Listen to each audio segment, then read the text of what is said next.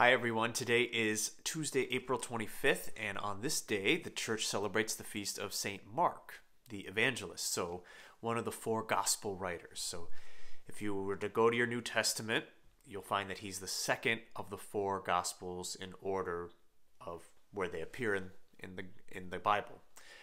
And so Mark is often symbolized by a lion, like a lion with wings, sometimes having to do with the character of his gospel as being kind of a powerful punch. It once it was described to me kind of like it reads like a comic book where it has action, a lot of different things happening in succession. But I love this gospel because it just speaks very clearly about who Jesus is, and the whole gospel really is leaning toward Jesus's death and then resurrection. It's all going toward that moment, toward that point. But today what the gospel gives us is Jesus' great commission after his resurrection, when he appears to his disciples in Galilee and they're gathered together, and he says to them, "Go forth and preach the gospel to every nation and to every creature, and whoever believes and is baptized will be saved. Whoever does not believe will be condemned."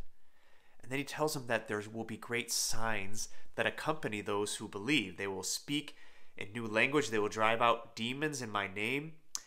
And if they drink any deadly thing, it will not harm them. They will lay hands on the sick and they will recover. So for a long time, it's in the last couple of papacies, the popes have been calling for this return to a new evangelization. You've probably heard that term, of this return to our understanding of what it means for the church to be an evangelizing body. That's really what our whole mission is, to go out, just like the Great Commission tells us, to go out and to preach the gospel to every nation, to every creature, and to see them baptized, be made disciples so that they can go out as well. But I think sometimes what we often forget is that Jesus has given us these signs and wonders to equip us to do that, to go out and do that. We shouldn't be going forth and just saying like, I hope that the gospel will change someone's heart. We should expect that it will, because the gospel is power. And we should expect that Jesus will work many signs and wonders if we're obedient in faith.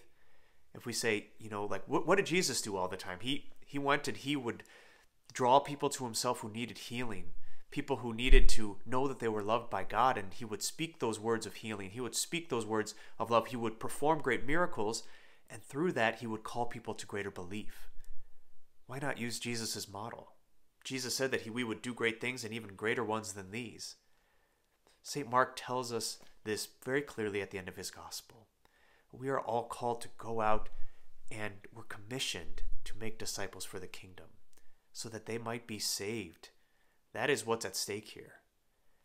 Let's ask the Lord today for a greater zeal in our hearts to see his kingdom grow here on earth, so that we might go out and we might proclaim the gospel to every creature, and that we might perform the signs and wonders that Jesus did with faith, because he told us that we will, and so see his kingdom grow here on earth.